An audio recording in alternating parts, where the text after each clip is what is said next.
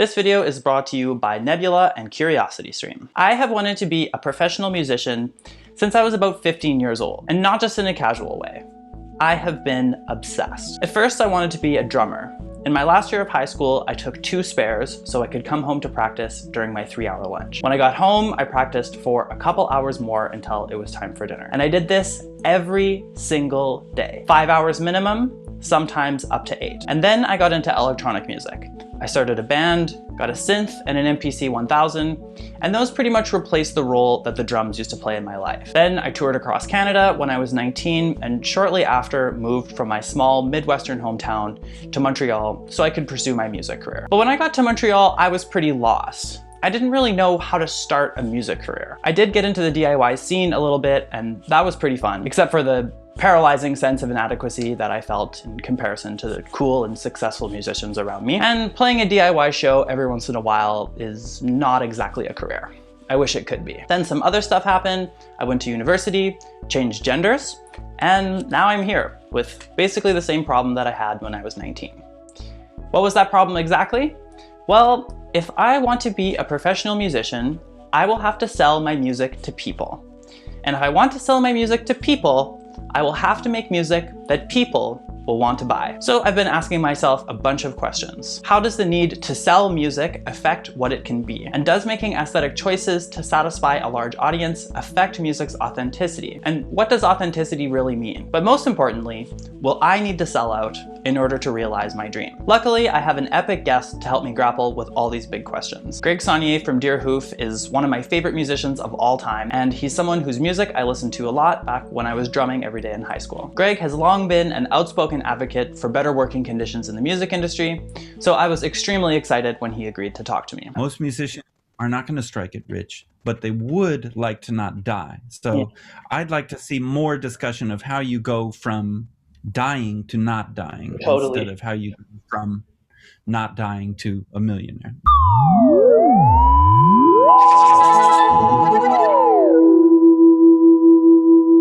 Part 1. Selling out. But everybody wants you to be just like them. They say sing while you slave, I just get bored. I ain't gonna work on maggots farm no more.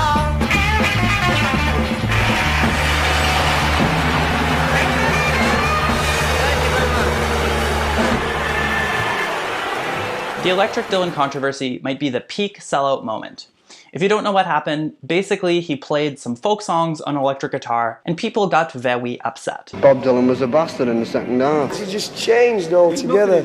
He's changed from what he was. I think he's conceding to to some sort of popular taste. I think it's a bad thing. I think he's prostituting himself. It had everything you look for in a sellout controversy. Dylan's folk music first found an audience in the countercultural hippie movement of the 60s. Then he made an aesthetic change by switching to the electric guitar. That led to more commercial success, and his original fans got very upset. But what exactly was so upsetting for Dylan's fans? Well, one part of it has to do with the fact that Dylan was one of the biggest cultural and political icons of the 1960s. Dylan was the voice of his generation, someone who implicitly understood how concerned young Americans felt about nuclear disarmament and the growing civil rights movement. His mixture of moral authority and nonconformity was perhaps the most timely of his attributes. So my feeling is that his fans had a fair amount of psycho-spiritual skin in the game. They looked to him as a representative of their deeply held sense of being and political beliefs, and when he did something that they interpreted as contrary to that, they felt let down. Apparently, unhealthy parasocial relationships are not new. The actual word sellout appeared around the turn of the century in leftist organizing and labor movements. In the 1906 edition of Tom Watson's magazine, he wrote, "The Tariff Act was an ungodly and unblushing sellout to the Sugar Trust, and to greedy manufacturing interests generally." In 1939, it appeared in the novel Industrial Valley. I say it's a sellout.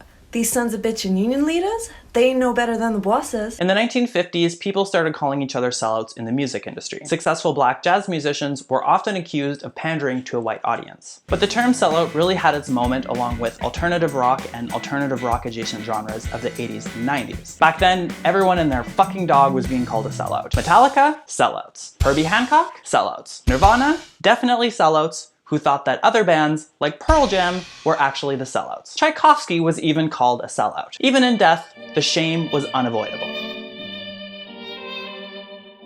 In the 1980s, economic trends of deregulation and consolidation had a huge effect on the record industry, and it became increasingly difficult for independent labels to survive. By 1987, the majority of the power had been consolidated into 6 major record labels, so it was extremely hard to have a music career without playing ball with the big boys in the big leagues. This was also the beginning of the ad-busters era of mainstream left-leaning politics. The idea that anti-consumerism was an effective way to resist capitalism was extremely popular. And you know, it's okay.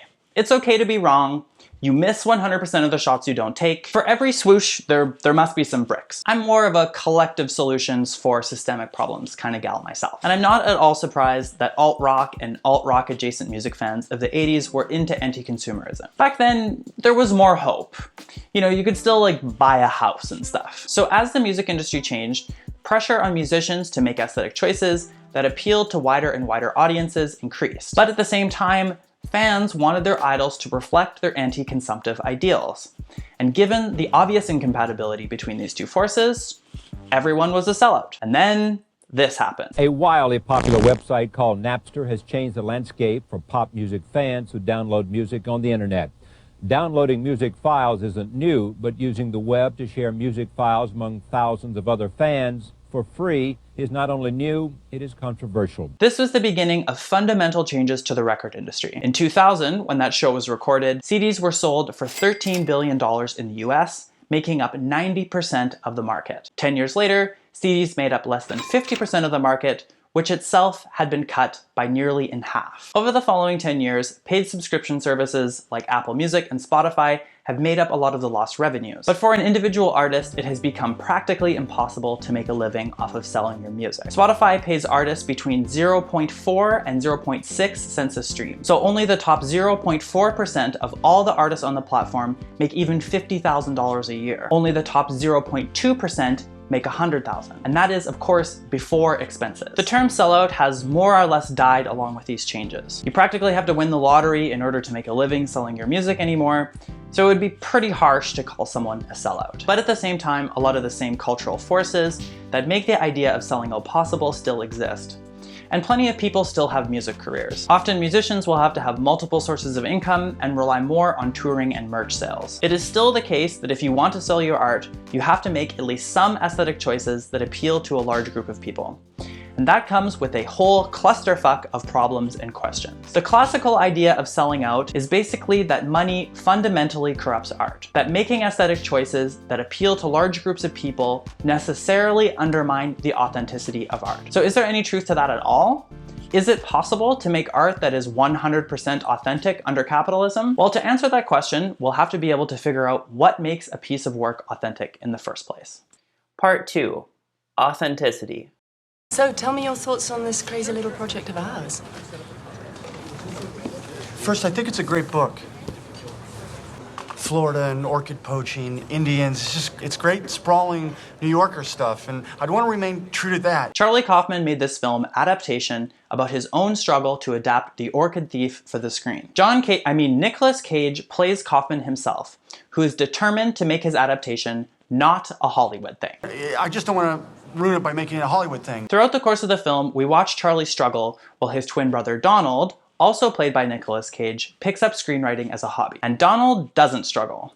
In fact, he seems to have endless inspiration. But Donald has no shame about using the Hollywood thing in his writing. So the killer flees on horseback with the girl, the cops after them on a motorcycle. And it's like a battle between motors and horses, like technology versus horse. When I first saw the film, I thought that Charlie and Donald represented the competing needs of artistic authenticity and commercial viability. Charlie was like the need to make something real, challenging, authentic, and Donald was like the need to satisfy an audience, to make certain aesthetic choices that don't necessarily come from you, but help fill the seats. I was going to make the argument that every artist has a Charlie on one shoulder and a Donald on the other, that like it or not, we all have to find a way to satisfy these two opposing forces. But then I started to wonder, is Charlie, who insists on not making it a Hollywood thing, really the more authentic artist? Is Donald, who uses every single trope in the book, really inauthentic? Charlie clearly has something going for him in a way that Donald doesn't. In the world of the film, he has just finished writing Being John Malkovich to great critical acclaim. So clearly he's experienced and talented. He has the ability to express complex and nuanced ideas through his writing. But at the same time, he is totally consumed by his own pretensions. He is so preoccupied with the need to appear authentic that he can't even start writing. He starts out with an idea of what his work should be like, based on how he feels he should represent himself to the world, and inevitably fails. Donald, on the other hand, is just learning how to write. He totally lacks the skills and technical abilities that his brother has. Yet at the same time, he is full of inspiration. He follows his intuition and expresses himself freely and honestly. Throughout the majority of the film, he is clearly the more successful artist. So this brings up an interesting question. If Donald makes aesthetic choices that appear inauthentic, yet he expresses himself freely and honestly, then what does authenticity really mean? I don't think that authenticity is completely fake news. I definitely have the sense that some of my work expresses what it feels like to be me more authentically than others. Especially when I was younger, I definitely made stuff because I felt it was what I should be making. But when I listen back to some of my other work, I'm like, wow, that's really me in there.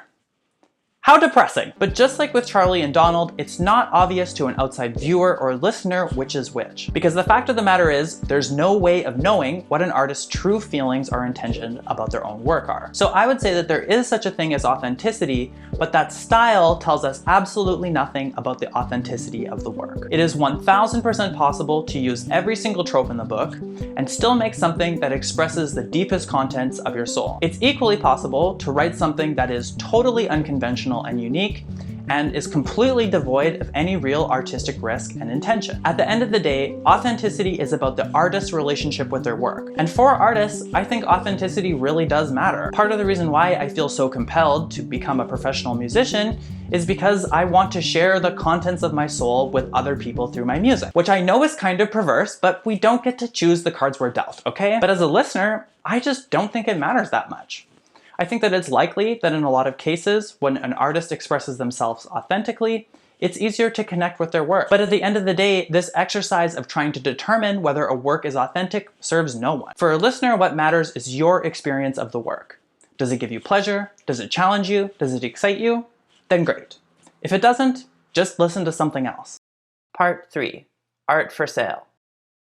Okay, so it's possible to make art and music in any style and still be authentic. But does capitalism have any kind of corrupting or negative effect on art as a whole? Like, if we were all free to just make whatever we wanted and commercial incentive didn't exist, wouldn't the world of art and music be so much more varied and interesting? So the surface level answer to this question is obviously yes. It would be much better if you didn't have to sell your work to have a career. Capitalism does place huge limitations on the kinds of music that we hear because the vast majority of people who have music careers come from some level of financial privilege. It is absolutely depressing to think of all the potentially life-changing artists who never reached our ears because they were too busy just surviving or they couldn't afford to take the risk of pursuing a music career. But for the musicians that we do get to hear, would their work be better or more authentic if they didn't need to sell it? Well, one thing I think we need to understand is that any economy, no matter how just or unjust, has an effect on the art being made within it. We might think of the economy as outside of ourselves, something whose behaviors and interests are indifferent to us. But the truth is, ever since humans have been exchanging goods and services, there has been an economy. Our culture, history, technology, political and legal systems, even geography all make up this extremely complex system of human relationships that we call the economy. Whether we like capitalism or not, and whether we make intentional aesthetic choices to help us sell our music or not, the economy influences the music that we hear. Capitalism influences all of our music, and that is simply a reflection of the fact that we live under capitalism. It is definitionally unavoidable, and in my opinion, it's morally neutral. You can find the influence of the economy and class on practically any genre or movement of music. 60 years ago, if you knew about electronic music at all, chances are you probably thought it was ridiculous. Back then, practically 0 people could have guessed that it would become as popular as it has today. That might seem kind of confusing from our perspective now, but when you hear how it sounded, it might start to make a bit of sense.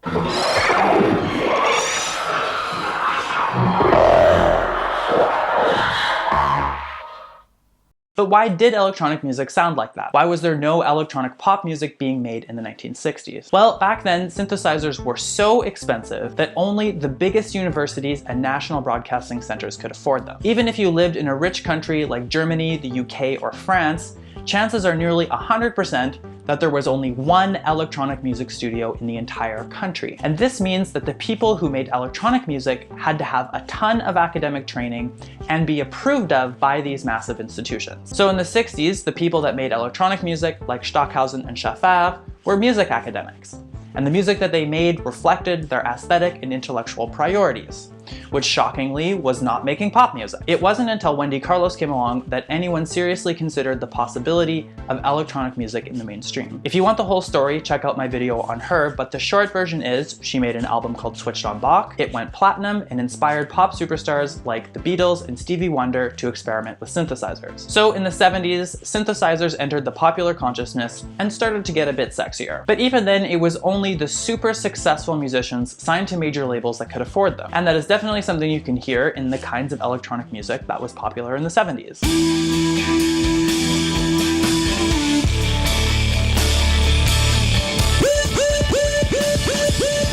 In the 80s, the accessibility of electronic music gear took a leap forward. Technological advancements like MIDI, digital synthesizers, and samplers brought prices down significantly. If you had about $10,000, you could buy all the gear you needed to make a song from start to finish at home. So this was obviously a huge improvement, but $10,000 was still a lot of money, especially back then. But the biggest part of the story is the Roland TR-808. It is definitely the most famous and influential drum machine of all time. At this point, it's become so popular that it's basically like a piece of pop culture. I'm back with an 808, 'cause I'm bossy.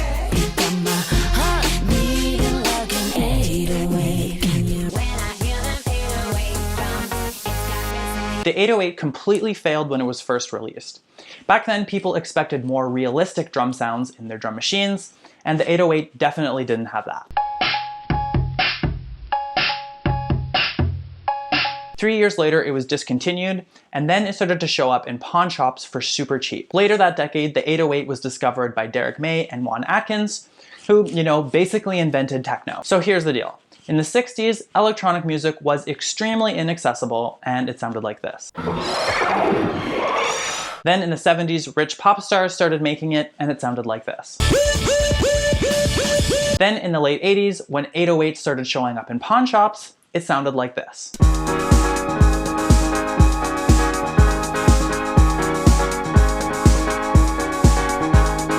Obviously, it's impossible to trace all of the factors that lead to certain aesthetic trends, but it's undeniable that economics are at the center of this story. Money dictates who has access to what tools, and that dictates the kinds of music that can be made. It doesn't mean that any one of these styles is more authentic or better than the other. They are simply a reflection of the context that they have come from. A modern example of how economics have affected music is Spotify. Just like other online platforms with endless available content like YouTube and TikTok, Spotify has incentivized artists to do everything they can to grab listeners' attention. So musicians have started to front-load choruses at the beginning of the songs more and more. There's something about this that feels a bit dark. It's so easy to picture all these artists kind of pathetically clamoring for all of our attention in this techno-dystopian kind of feudalism way. And it's easy to picture our attention spans just getting shorter and shorter as our brains just continuously rot away. I would agree that Spotify is pretty techno-dystopian for artists. I think it's totally fair to be disturbed by the way that Spotify has made the music industry pretty much impossible. But I do think we need to be careful about how we assign a moral value to how Spotify is affecting music. In terms of aesthetics, I don't think this trend makes music any better or any worse. And I don't think that artists who engage with it are doing some kind of capitalist grift or something. Front-loading choruses does not mean that the artists endorse the very real problems that are a part of the modern music industry. It is simply a reflection of the incentive structures that are in a system that are so much bigger than any individual artist. So I have a proposition. Let's chill out and enjoy music for what it is, for the ways that it reflects things about the world that we like and don't like, as it should. Part 4. Limitations. Okay, so it's definitely impossible to separate the economy from music. Even if music reflects economic trends that are definitely bad, we shouldn't want musicians to avoid reflecting them. But doesn't the need to sell art on a market still have a limiting effect on what art can be? Like, if every single artist who wants a career has to make at least some aesthetic choices that help make their art sellable, doesn't that kind of suck? Doesn't that place some pretty big limitations on how we can communicate and make meaning in the world? Well, yeah. The need to sell your art definitely places limitations on the kinds of aesthetic choices that you can make. I don't think there's really any arguing against that, but I do think that that fact is not as insidious as it may seem. All art is made within certain limitations. It wouldn't be possible for me to do a piece of performance art where I take a selfie every day for 200 years, because I will not live for 200 more years.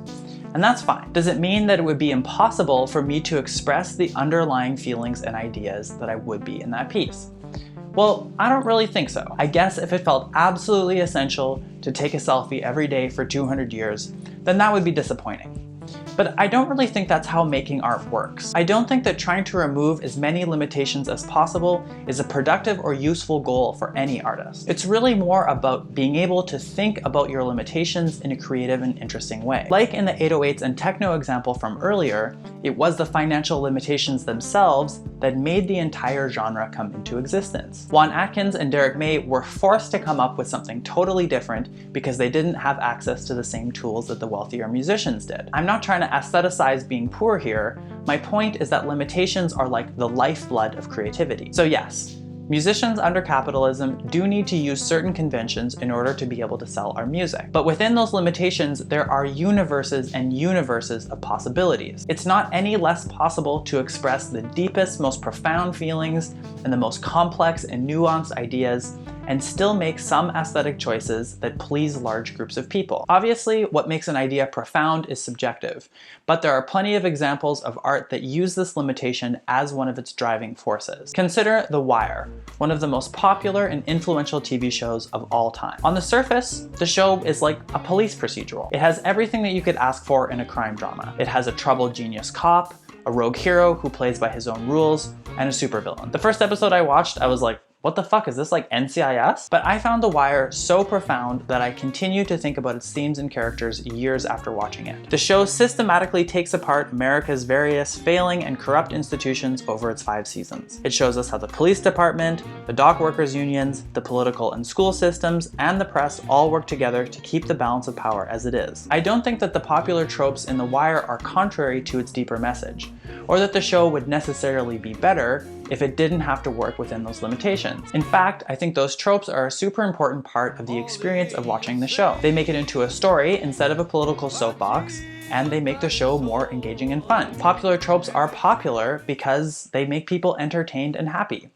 And personally, I just don't think that's a bad thing. Another great example is hyperpop, which I think is the most exciting genre of music being made right now. One thing that's super interesting about hyperpop is all of the different styles that fit under its umbrella. You get Sophie's experimental sound design, Charlie XCX's pop masterpieces, 100 Gex's ska dubstep pop punk happy hardcore melange, and Dorian Electra's transmasculine identity crisis, all under one roof, and it's great. And this works because hyperpop is all about making something that is definitely pop and then trying to explore whatever specific ideas or inspirations you have within that limitation. And sometimes that means making stuff that pushes the boundaries of what can be considered pop.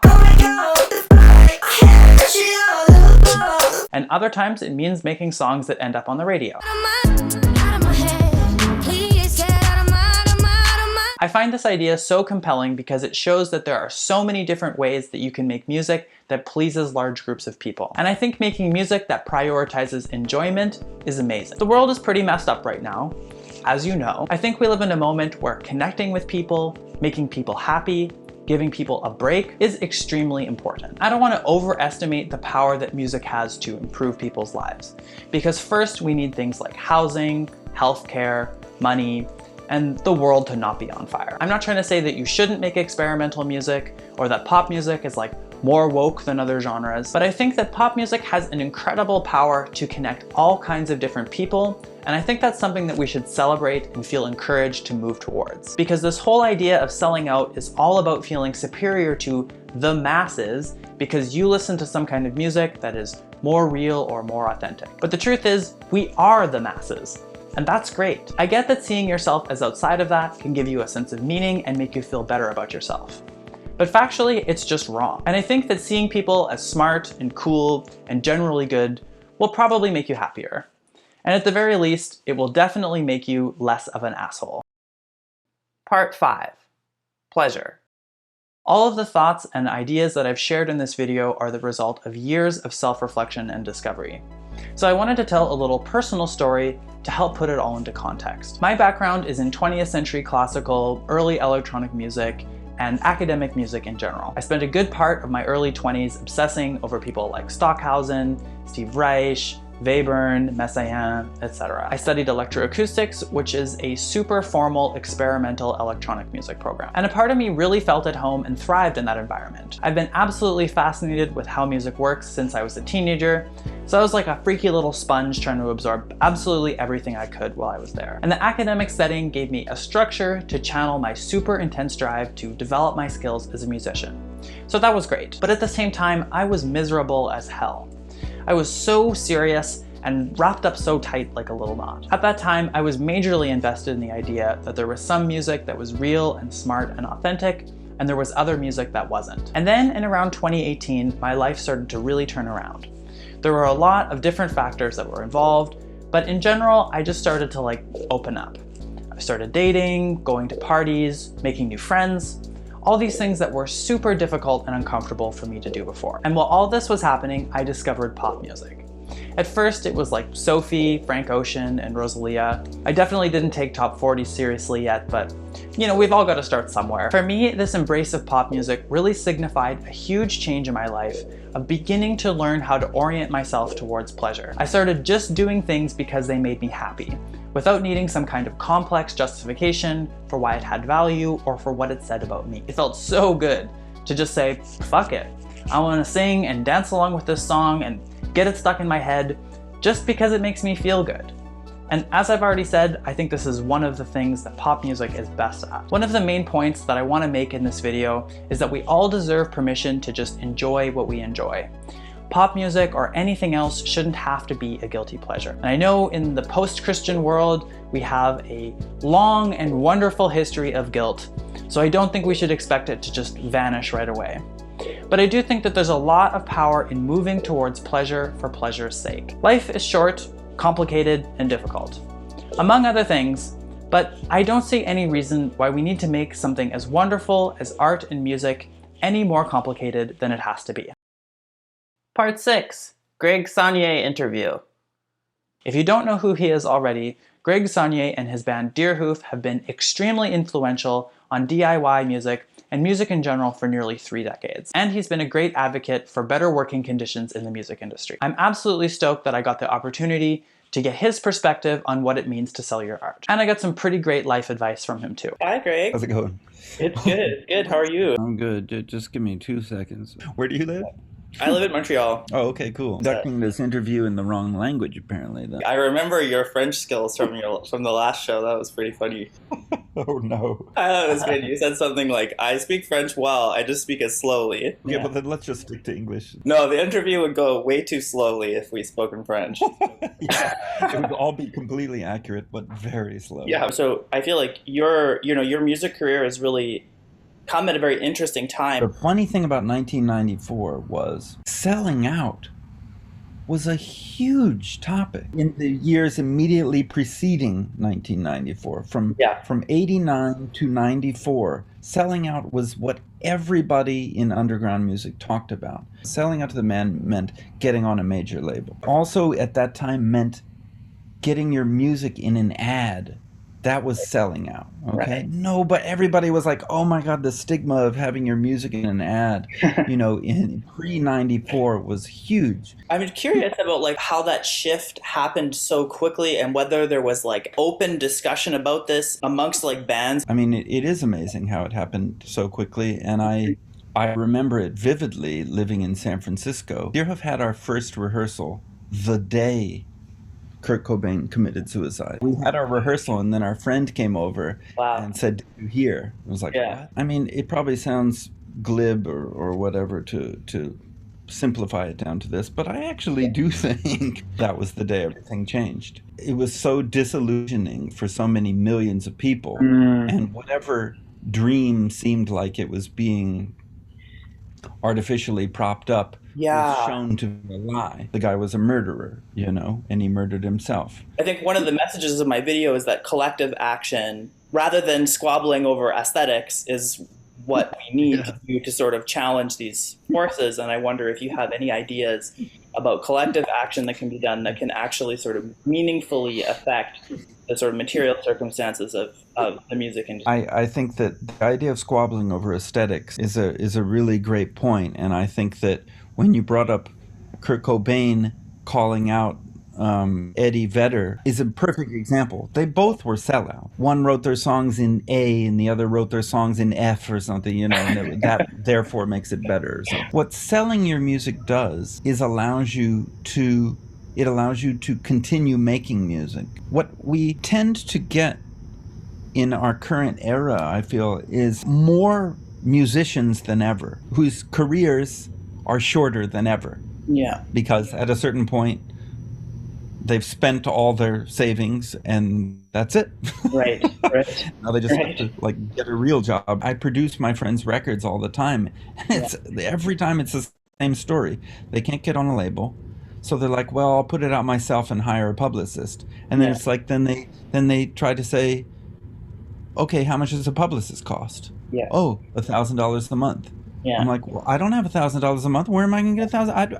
I can barely pay rent as it is. So there's many musicians all in very shortened, people give up quickly. Being able to sell your music is make you be able to become a lifer, or you can devote a lifetime where you develop your art, or Exactly. And this is something that's much more difficult to do, or much less likely to do now, because the nature of Spotify and YouTube streaming, where it's a bit of a winner takes all system. If you're Taylor Swift, then you can actually become rich. For everyone else, you cannot become rich from plays. And it's not just trolls that mock the inability of the average human being to be able to pursue music as a life pursuit. The worst troll of them all, Daniel Ek, literally will, in public, will say things like implying that musicians are brats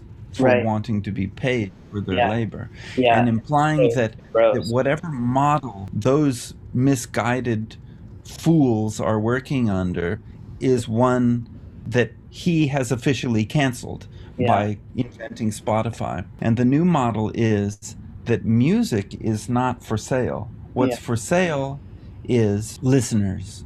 Listeners are now for sale to advertisers. So music is just being used as a trick to get the attention or get the eyeballs or ears of listeners. And the listeners, the entire population of the world, is now being sold to advertisers who want those eyeballs and ears. The collective action that's possible, of course, would be, one is obviously a Spotify boycott by musicians, but which would only work if the winners of Spotify do it, or if so many of the losers at Spotify do it, that it would actually have any impact at all on their bottom line. Deerhoof boycotting Spotify has no impact on Spotify's bottom line. We're just immediately replaced by whoever else. It's not like if Deerhoof boycotts Spotify, then people who listen to Spotify will then hear 3 minutes of silence where Deerhoof if only. The idea of Spotify, just like the idea of Napster, from the listener's point of view, is that music should be free. Music is a human right. Then I think the obvious thing would be socialize streaming. Some 1/10 of a penny of your taxes that everybody pays goes into creating this national streaming service. Totally. And it's not Daniel Ek getting rich and buying another yacht. It's just if it's a right, then it's a right. I opened the video with talking about my lifelong dream to be a professional musician. I've been obsessed with being a full-time musician since I was a teenager. And now I'm kind of trying to start my music career.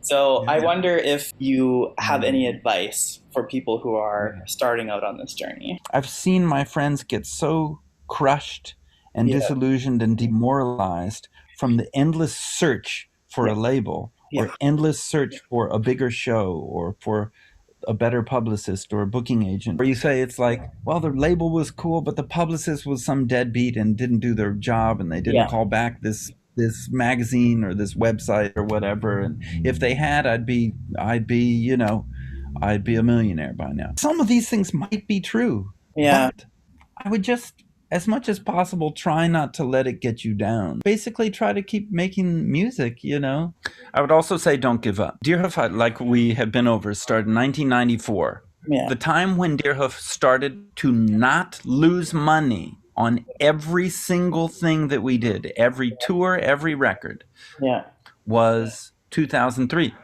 Right. That's 9 years. Yeah. Everything we did lost money for 9 years. Yeah. Every endeavor of the band was in the red. And then in year 9, it went in the black for the first time. Yeah. We did not become millionaires. We were not high class. We were not middle class. We were working class. But it went into the black so that we were making enough income to pay our rent and food by being musicians. Well, I hope you have a good time playing your show. Thanks so much, Sarah. Yeah, thank you. I'll talk to you soon. Sounds great. Bye, have a good day. Okay. See you later. Bye-bye. Okay, we made it to the end of the video, but we never answered the most important question that we started off with.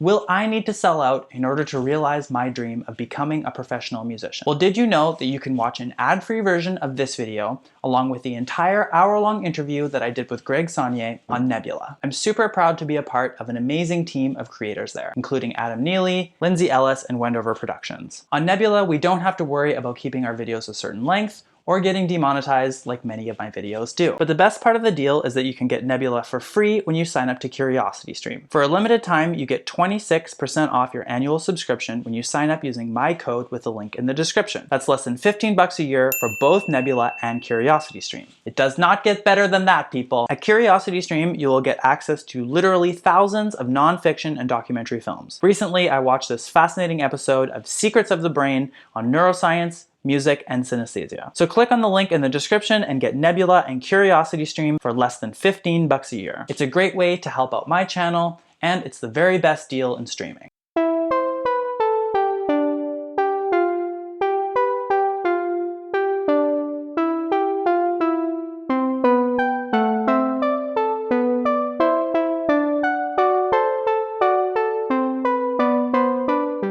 Holy shit, I can't believe I made it. I cannot believe I made it. Goodbye.